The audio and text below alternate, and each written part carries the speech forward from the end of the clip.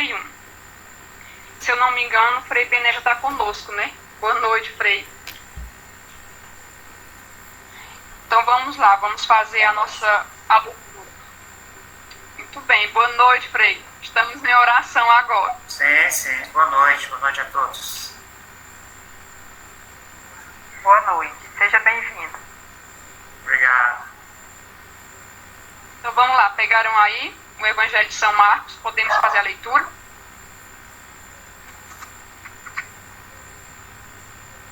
Vou repetir uma última vez. Marcos, capítulo 10, versículo do 28 ao 31. Então vamos lá. Evangelho de Jesus Cristo segundo São Marcos. Glória a vós, Senhor. Pedro começou a dizer: eis que nós deixamos tudo e te seguimos. Jesus respondeu: eu lhes garanto, não há ninguém que tenha deixado casa, irmãos, irmãs, mãe, pai, filhos e campos por causa de mim e do Evangelho, que não receba agora, no tempo presente, 100 vezes mais em casas, irmãos, irmãs, mãe, filhos e campos, com perseguições, e no mundo futuro terá vida eterna. Muitos dos primeiros serão os últimos, e os últimos serão os primeiros. Palavra da salvação. Glória a vós, Senhor. Então esse evangelho, ele toca-nos bastante o coração, né? Nós como catequistas, nós que deixamos a nossa casa, que deixamos mãe, deixamos pai, deixamos filhos, né? E vamos ao encontro do outro. Vamos anunciar o evangelho às pessoas. Então aqui nesse evangelho, Jesus vem nos dar a garantia de que quem deixar, né, por amor, pai, mãe, filho, deixar por amor a Jesus, para anunciar Jesus, terá recompensa. E essa recompensa não é só aqui na terra, não. A recompensa, ela é lá no céu. Né? A nossa vida celeste, depois, a nossa vida não é só aqui na terra. Né? Aqui na terra a gente está numa preparação para uma vida celeste. Então esse evangelho de hoje, ele nos toca bastante o coração e vem de encontro à nossa realidade, que é nós como catequistas, anunciadores do Evangelho de Jesus.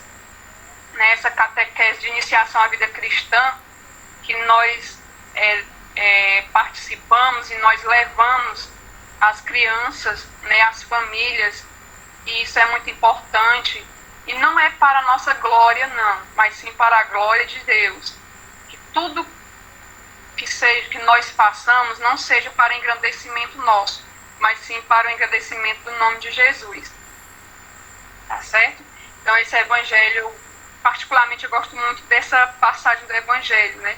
Que ela vem falar a cada um de nós. Então, para nós finalizarmos esse momento de espiritualidade, vamos rezar, né, um Pai Nosso e uma Ave Maria, já pedindo as luzes do Espírito Santo sobre Frei Bené, para que ele possa ser ungido pelo Espírito Santo nessa formação. Né? Se você puder aí de casa estender sua mão direita em direção ao celular, né, sobre o Frei, vamos rezar esse Pai Nosso e essa Ave Maria para ele, certo? Pedindo que a luz do Espírito Santo venha sobre ele nesse momento, para que assim ele seja um instrumento de Deus a falar para nós. Pai nosso, que estais nos céus, santificado seja o vosso nome. Venha a nós o vosso reino. Seja feita a vossa vontade, assim na terra como nos céus. O pão nosso de cada dia nos dai hoje. Perdoai-nos as nossas ofensas, assim como nós perdoamos a quem nos tem ofendido. Não nos deixeis cair em tentação, mas livrai-nos do mal. Amém. Peçamos por intercessão de Nossa Senhora. Ave Maria, cheia de graça, bendita sois vós entre as mulheres, bendito é o fruto do vosso ventre, Jesus. Santa Maria, Mãe de Deus, rogai por nós, pecadores, agora e na hora da nossa morte. Amém. Nós estivemos e continuaremos reunidos no nome do Pai, do Filho e do Espírito Santo. Amém. Mais uma vez, Frei Bené, seja muito bem-vindo. Desde já agradecemos pela sua disponibilidade de estar conosco mais uma vez. Então, fique à vontade. Então, boa noite a todos vocês. Obrigado, Cristiane. Boa noite. Boa noite, Pela Bené. comida, pela oração, pela prece. Então, estamos mais uma vez aqui nesse segundo encontro, a convite do Padre João Vasconcelos e também de vocês, De maneira que eu agradeço o convite, agradeço a paciência, agradeço aí a compreensão de todos nesse momento. No encontro passado, nós abordamos sobre a história da catequese dentro da história da igreja, E eu queria entrar nesse assunto de hoje, a espiritualidade do catequista, a missão e a espiritualidade do catequista, pegando um pouco retomando um pouco do que nós conversamos na aula passada. Primeiro, eu queria partir de uma pergunta que me fizeram sobre se numa discussão as pessoas perguntarem sobre a igreja verdadeira e tal, o que se poderia dizer, A gente sabe que, como eu colocava, que a gente não é nessa discussão de qual é a igreja verdadeira, no sentido de que eu vou dizer assim, a igreja católica é verdadeira e as outras são falsas. Nós não vamos entrar nesse tipo de debate. Mas poderíamos dizer que veio da igreja católica tudo que as outras igrejas hoje estão usufruindo. Por exemplo, o próprio texto bíblico, a própria Bíblia Sagrada, os textos sagrados, foram todos organizados a partir da igreja católica. Quer dizer, a igreja católica foi dando sucessão, foi dando sequência à ação dos apóstolos, depois que Jesus confiou a eles a missão de continuar a missão que ele, Jesus, havia iniciado. Então, depois dos apóstolos, o que veio em sequência foi a Igreja Católica Apostólica Romana. A Igreja Católica porque está no mundo inteiro, é apostólica porque vem da sucessão dos apóstolos, e romana porque por conta da morte de São Paulo, os primeiros baluartes dessa comunidade cristã, Roma foi o local onde eles foram executados, onde eles foram martirizados,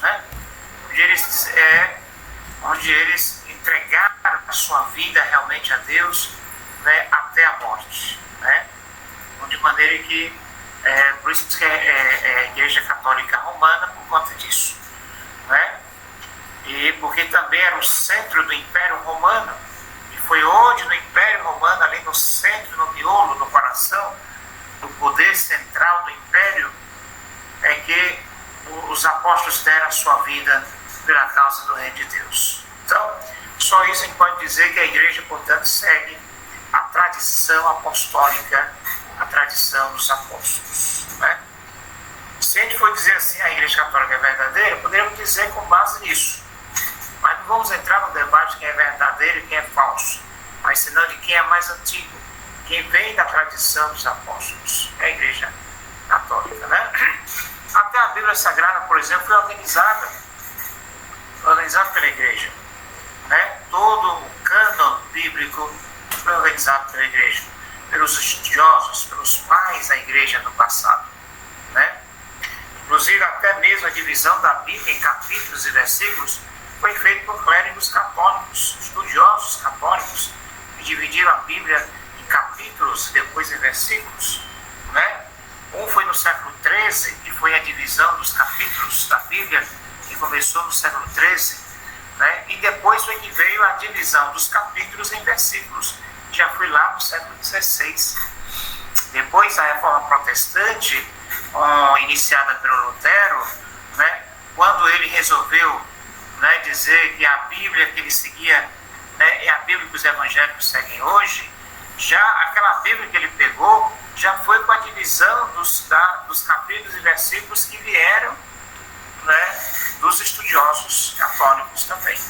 Então a gente pode ver que é uma tradição que já vem de antigamente. A segunda coisa também que eu poderia dizer era que, assim, de lembrar que quando a educação da fé iniciou na era apostólica, ou na era após os apóstolos, que foram os primeiros cristãos, era tudo em família, era tudo em casa. E por isso as pessoas que aderiam, que se convertiam à fé cristã, eram adultas e se batizavam como adultas. Né? E com o tempo eles foram oferecendo a seus filhos menores, as crianças também, a graça do batismo, para que eles desde pequenos já crescessem com o espírito da fé de Jesus, com a fé em Cristo. Né? Então a catequese, portanto, a educação da fé, as primeiras orientações, esclarecimentos sobre a fé cristã, a fé em Cristo, tá certo? Vieram do seio familiar, era desenvolvido na família, a partir digamos assim, do testemunho dos adultos, dos pais daquela família. Portanto, o testemunho dos adultos aí foi um elemento fundamental para que aqueles que chegassem depois e aderiam a Jesus e conheciam a mensagem cristã, eles percebendo o exemplo dos adultos, dos cristãos adultos, muitos passaram a aderir também. Pronto, então é com base nisso que hoje, a partir do Concílio Vaticano II, que a Igreja passou, portanto, a valorizar cada vez mais a catequese com adultos. Por isso que, basicamente, no início agora do ano 2000, é que se procurou enfatizar muito, né, a catequese com adultos. Porque se procurou, como a partir da catequese com crianças, acabou ficando muito mais a catequese voltada para as crianças, esquecendo-se dos adultos. E aí, quando se fala de catequese com adultos, muita gente achou estranho e ficava achando assim: então, como é que eu vou? Eu sou adulto, eu não fiz a Eucaristia, eu ainda não me crispei, eu quero fazer tudo isso agora, e eu vou ter que passar pela mesma coisa que as crianças passam, e toda semana, e lá e tal, né? Muitos estranhavam isso. E procurou-se entender que a catequese com adultos não é a mesma coisa que se faz com a catequese com crianças. Assim como também a catequese com jovens que se preparam para a crisma também é uma forma diferente. É isso que hoje, a partir do Diretório-Geral da Catequese, como a gente falou na reunião passada, o primeiro que foi elaborado em 1971, e o último, o mais novo, em 1997, já dá toda essa orientação, esse Diretório-Geral da Catequese, levando em conta as faixas etárias dos catequizandos. E por isso a metodologia de catequese, do ensino da doutrina, do processo de educação da fé, tem que levar em conta essas idades. Da forma como eu trabalho com criança, da mesma coisa que eu faço com jovens e da mesma coisa que eu faço com adultos de 40 anos, 50 anos ou mais, né? E que já tem uma caminhada de vida, já tem uma caminhada de experiência muito grande e de fé também, e que muitas vezes tem uma série de questionamentos ou dúvidas, né, que precisam ser respondidas nesse nível, né? É por isso que aí entra o papel fundamental do catequista. O ministério do catequista nesse contexto é de uma importância muito grande. Por exemplo, o catequista ele vai estar onde um sacerdote como eu, ou um pároco como o padre João, não pode chegar. Então, catequista como vocês, um jovem, um adulto, né, onde quer que esteja, na sua família, no seu trabalho, ou lá mesmo na sua comunidade, lá no seu bairro, ou lá com aquelas outras pessoas que nem sequer participam de um movimento de igreja, que poucas vezes vão à missa num domingo ou outro.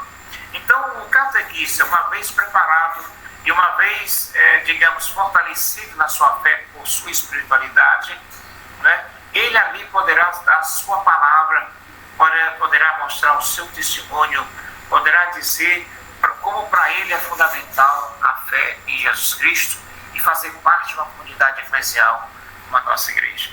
Tá certo? Então, isso aqui são 3 elementos que eu queria destacar, né, para a gente entrar no tema de hoje, que é a missão e a espiritualidade do catequista.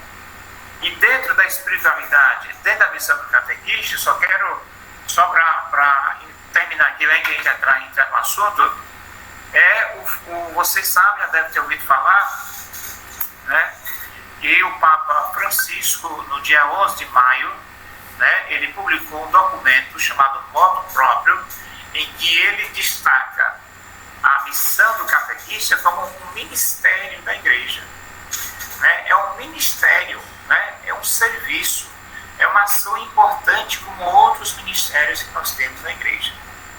Então, eu coloquei aí como um dos subsídios, eu coloquei para a equipe que está coordenando essas aulas, né, para a Emanuele e os demais, um subsídio que depois será distribuído para vocês participantes, inclusive esse documento, esse modo próprio do Papa, falando do catequista, da catequese como ministério.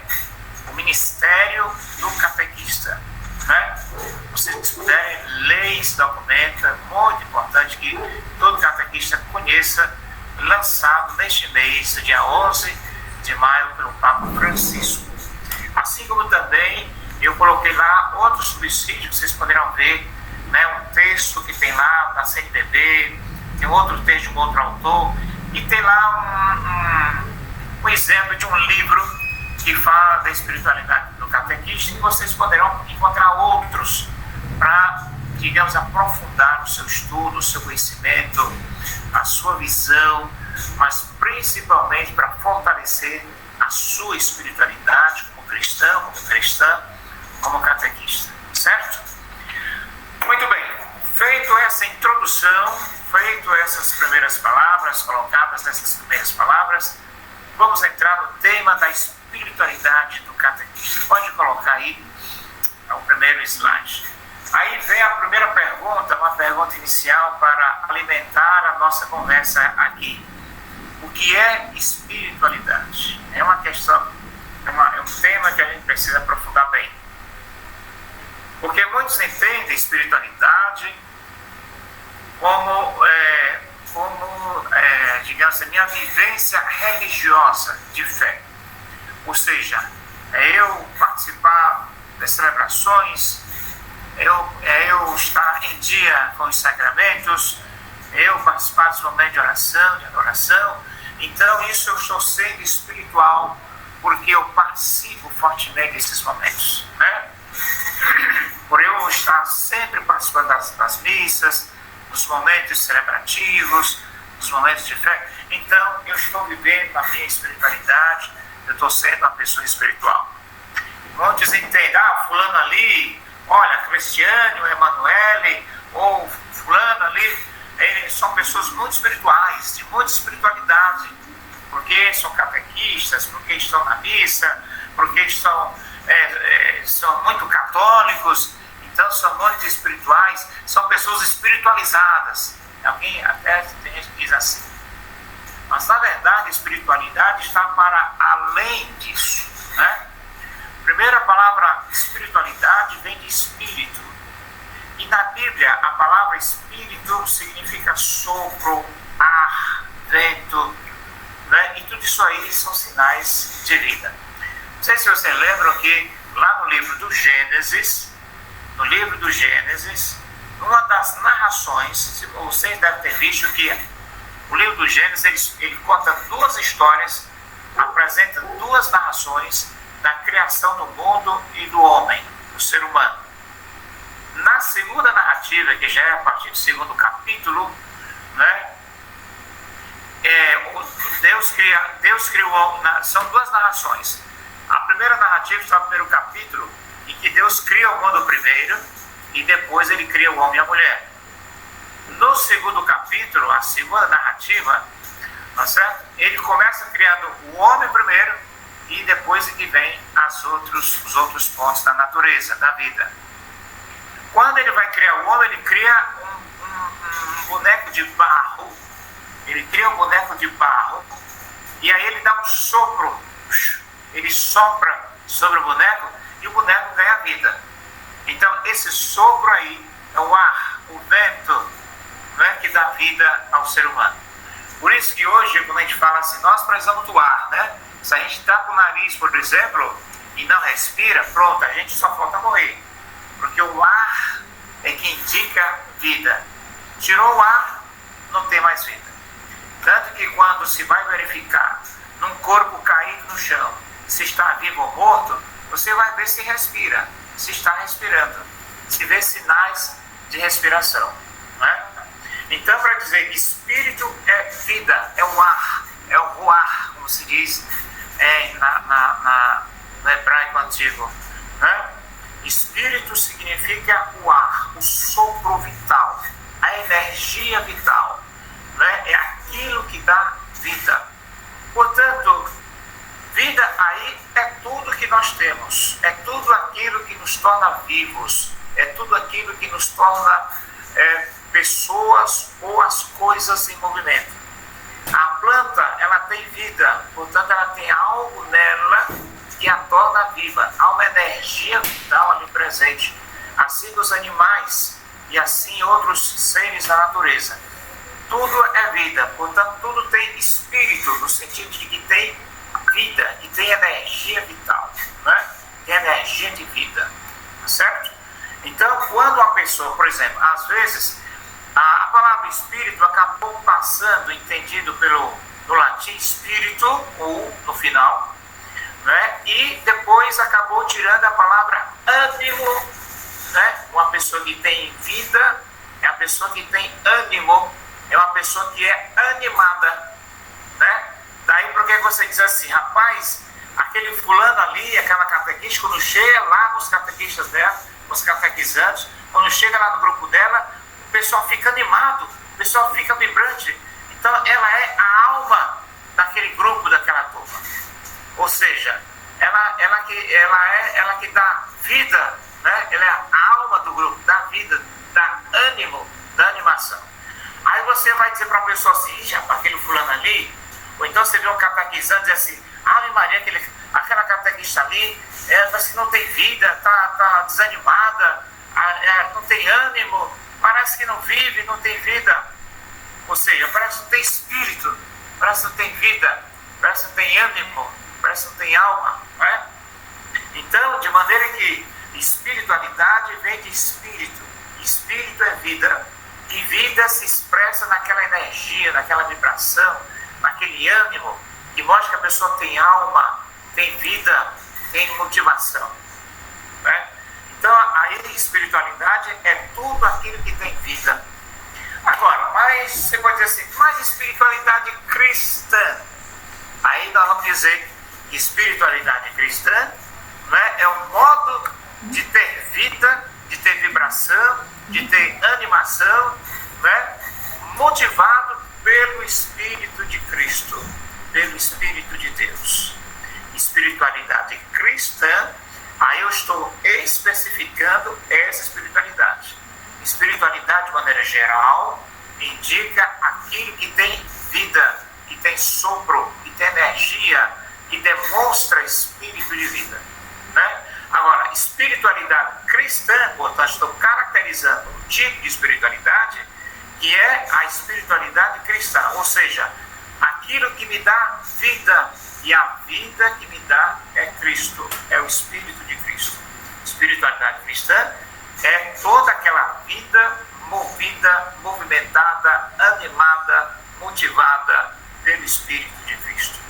E olhando aqui para o slide, aí a gente vai dizer, né, que espiritualidade é também a capacidade de estarmos em sintonia com Deus, de estarmos em comunhão com Deus, né? Então, a comunhão que eu tenho para com Deus é a fonte da minha espiritualidade, né? E a espiritualidade, uma vez que essa minha fonte de vida está focada, está apoiada no Espírito de Deus, me ajuda a ser fiel, discernir os sinais dos tempos, né? Para o bem das pessoas e para o bem da comunidade.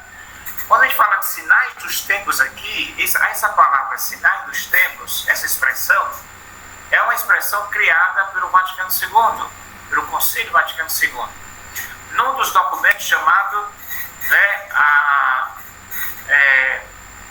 chamado Gaudium et Spes, né? A Igreja no mundo de hoje, como se diz na tradução. A Igreja no mundo de hoje. É um documento muito importante do Concílio Vaticano II. Se um dia você puder procurar lá e leia. E ele fala dizendo que nós cristãos precisamos descobrir, a partir do Evangelho, os sinais dos tempos, ou seja, os sinais de Deus presente em nosso tempo. Ou seja, o catequista que tem a espiritualidade enriquecida, fundamentada, fortalecida no Espírito de Deus, ele vai ter condições, a partir do Evangelho, da Palavra de Deus e da Palavra do Magistério da Igreja, de olhar para o tempo, de olhar para a sua comunidade, para olhar para a Igreja, para olhar para as coisas que acontecem hoje, de perceber aí os sinais de Deus, o que Deus está nos falando nos acontecimentos. Para chegar a esse ponto, significa que você precisa desenvolver a sua espiritualidade, fomentar, fundamentar, fortalecer, cultivar a espiritualidade. É aqui que eu quero dizer que espiritualidade, portanto, é todo o cultivo do Espírito de Deus, é cultivar o Espírito de Deus. A espiritualidade cristã é cultivar as coisas do Espírito de Deus. Se a gente poderá dizer assim, espiritualidade cristã é o cultivo das coisas do Espírito de Deus. Não sei se eu estou sendo claro aí.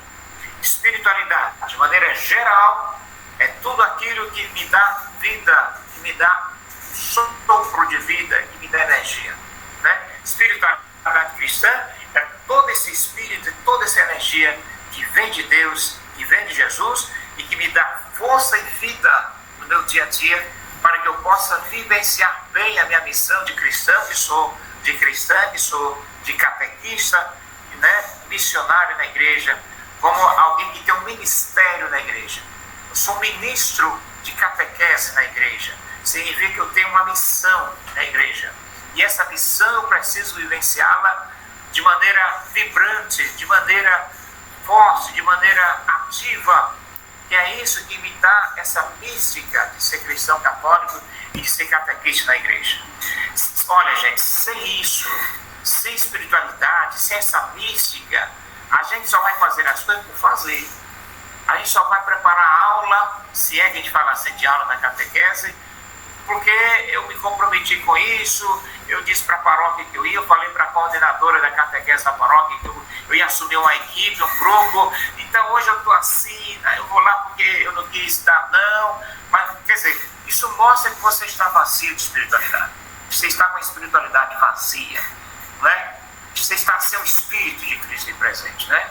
Aí desse jeito as coisas não avançam, as coisas não crescem, e a gente não faz com aquele gosto que devia fazer.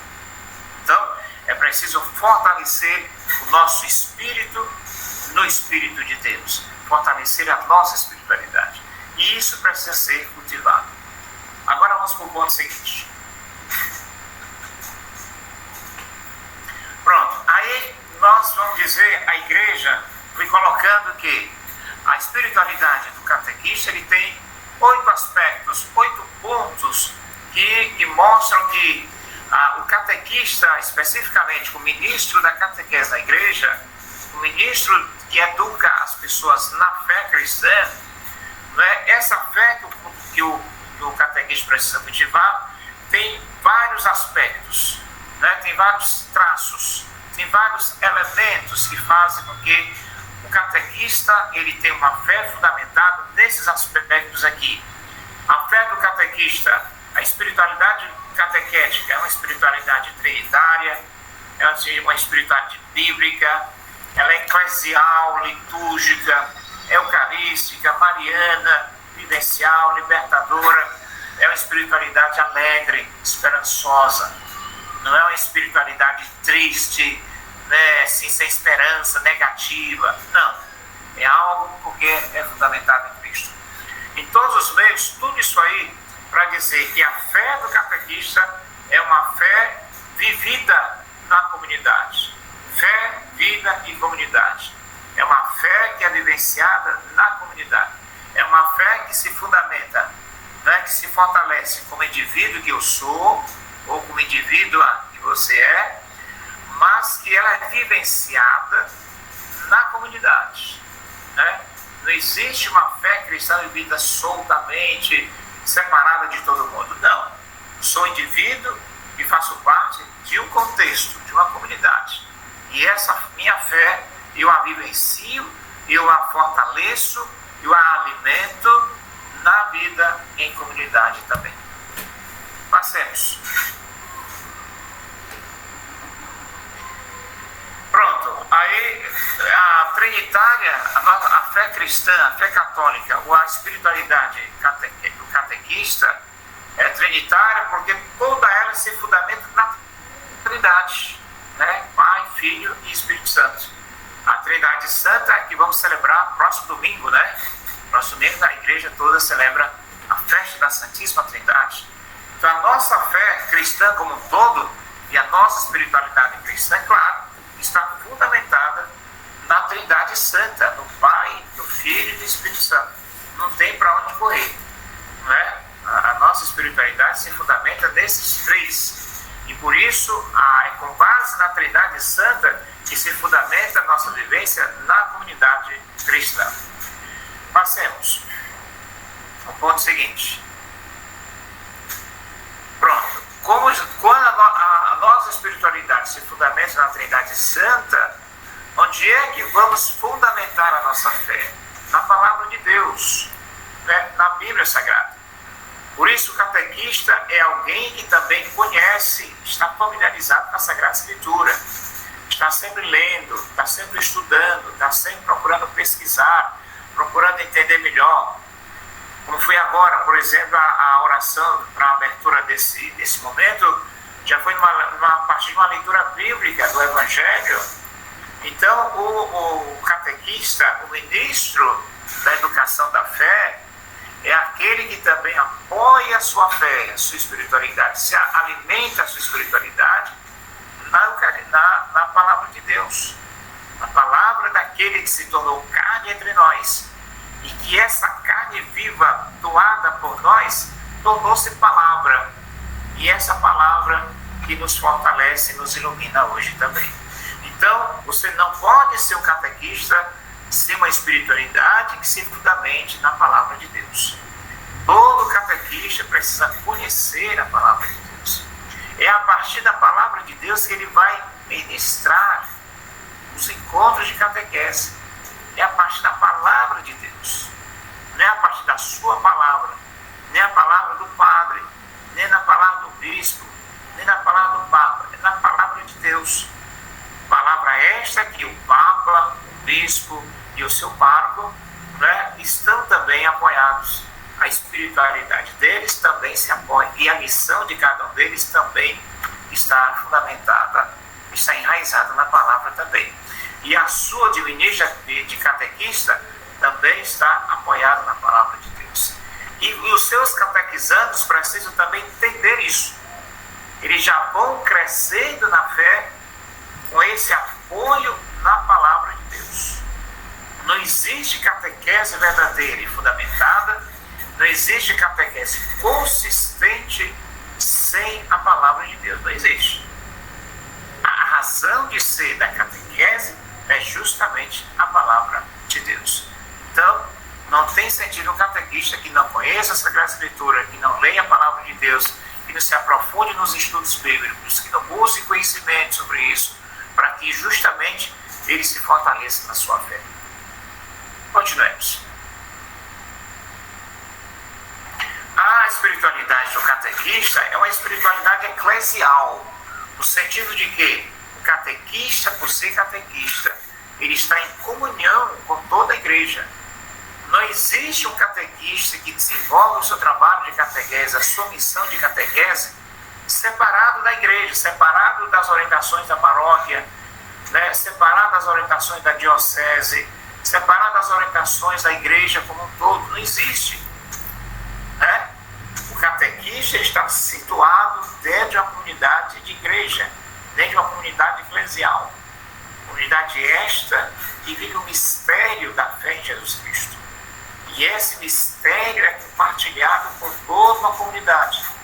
Mesmo que nessa comunidade existam diferentes missões, diferentes funções, diferentes ações, mas todas elas estão incorporadas dentro da igreja. Como dizia São Paulo, né, a igreja é como um corpo que tem vários membros.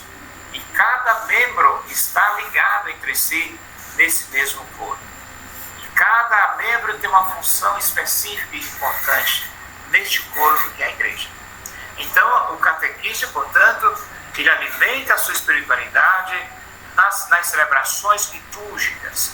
E aqui eu quero dizer que a liturgia, seja a Eucaristia, seja uma celebração da palavra, seja um momento de adoração, seja um momento de retiro espiritual, são elementos, são aspectos que alimentam a espiritualidade cristã do catequista. E essa espiritualidade do catequista, ela é fundamentada, ela é alimentada na igreja, na comunidade eclesial. Tá certo? Não existe, não tem sentido aquele catequista que está lá na comunidade, mas não participa de nenhum encontro de formação, não vai para as reuniões que se fazem, né, para os catequistas, não participa de uma assembleia na sua paróquia, não se envolve lá na sua comunidade. Não. Então não tem sentido de ser um catequista dessa forma. O catequista verdadeiro é aquele que está em comunhão com a igreja, está em comunhão com a sua paróquia, está em comunhão com o setor catequético da paróquia, a coordenação. Ele está em comunhão. Né? É lá que ele também vai se fortalecer. Alguém pode perguntar assim, mas Felipe, só que às vezes o pessoal que está à frente da catequese, da coordenação, fazem coisas que eu não concordo, que eu não gosto, não combina comigo e tal. Não. Mas mesmo assim, sendo assim, você tem que participar, você tem que estar envolvido no Espírito, mesmo que tenha coisa que você discorde. Mas se é uma orientação geral, as orientações precisam ser seguidas, mesmo que você tenha alguma discordância. Isso é espírito de comunhão, mesmo que eu discorde, mas eu estou junto lá. Né? E no momento preciso, eu dar a minha opinião, eu mostrar por A mais B como é que poderia ser de tal forma. Mas mesmo assim, minha opinião não vença, mas eu estou em comunhão com todos. O que é importante não é o que eu digo, mas é aquilo que a igreja como um todo orienta. Né?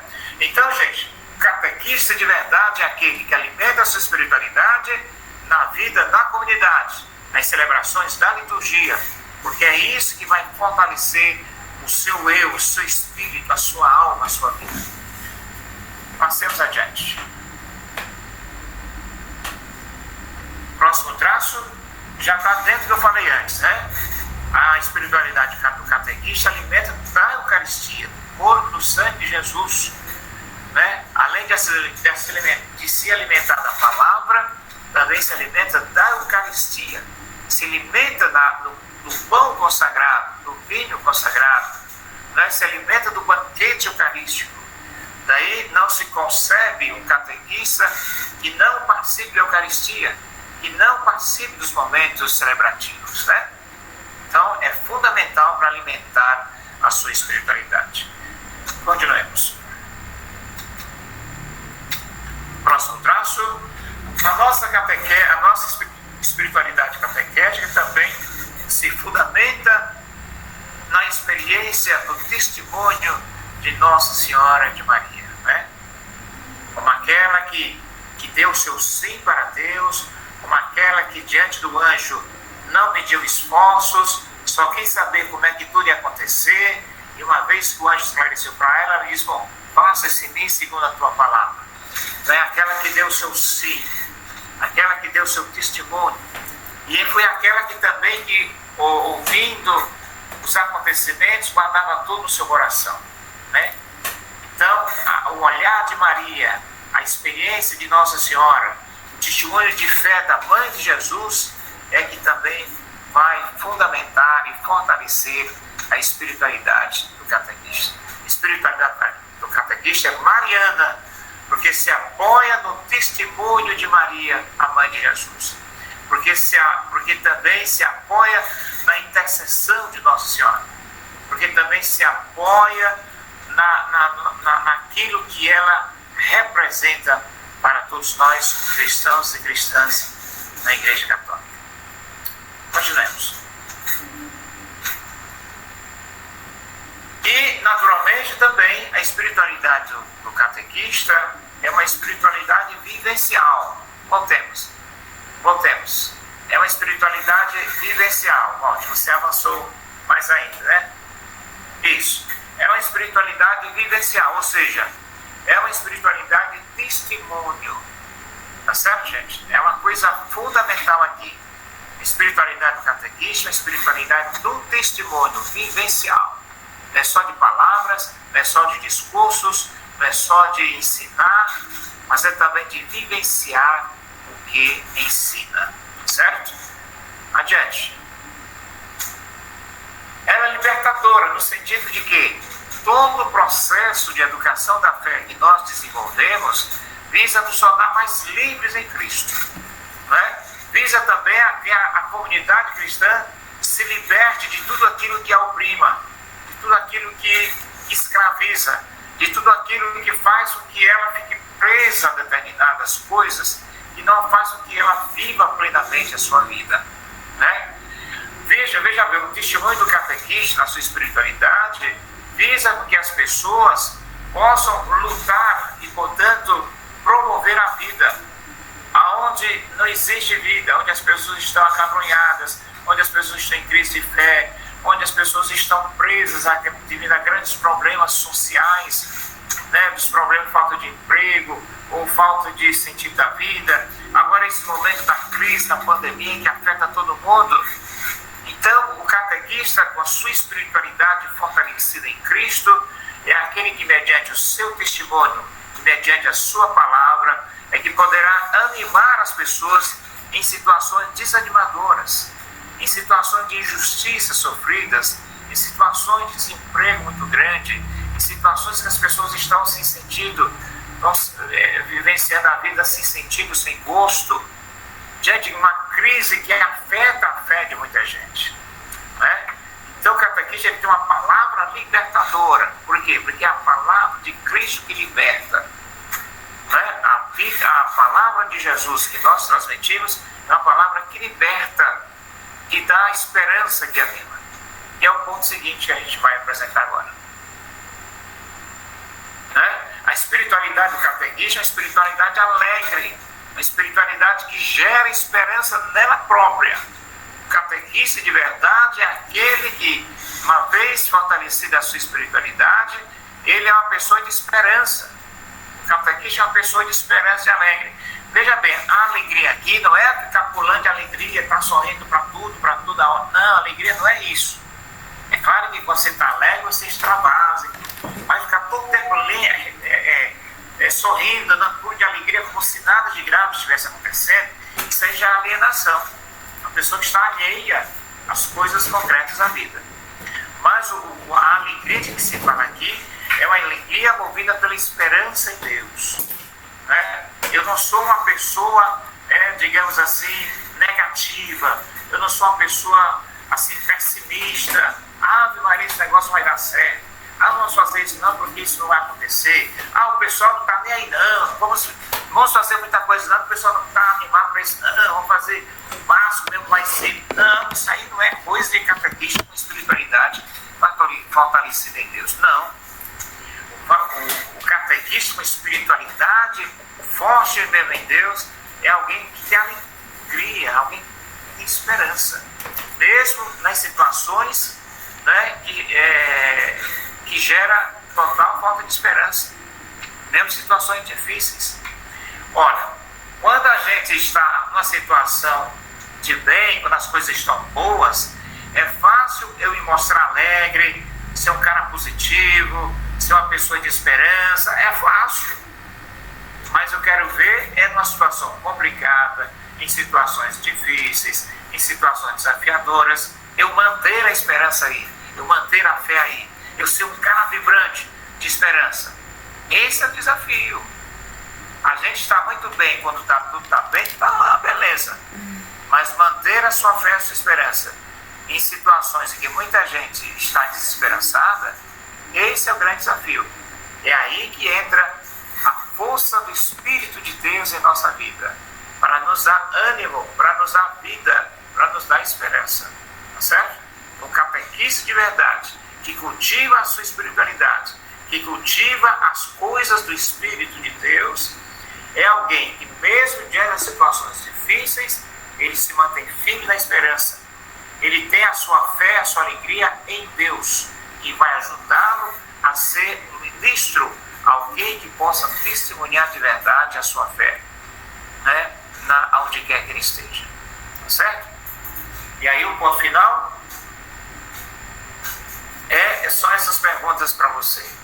Colocado tudo isso, como é que você, catequista, você que está nessa aula, como é que você está vivenciando a sua espiritualidade? Como é que está a sua espiritualidade? Como é que você está cultivando a sua espiritualidade? Como é que você está desenvolvendo a sua espiritualidade? Né? Levamos para a nossa oração pessoal e comunitária os acontecimentos de nossa vida, os acontecimentos da sociedade, do mundo, dos grandes problemas que afetam, né?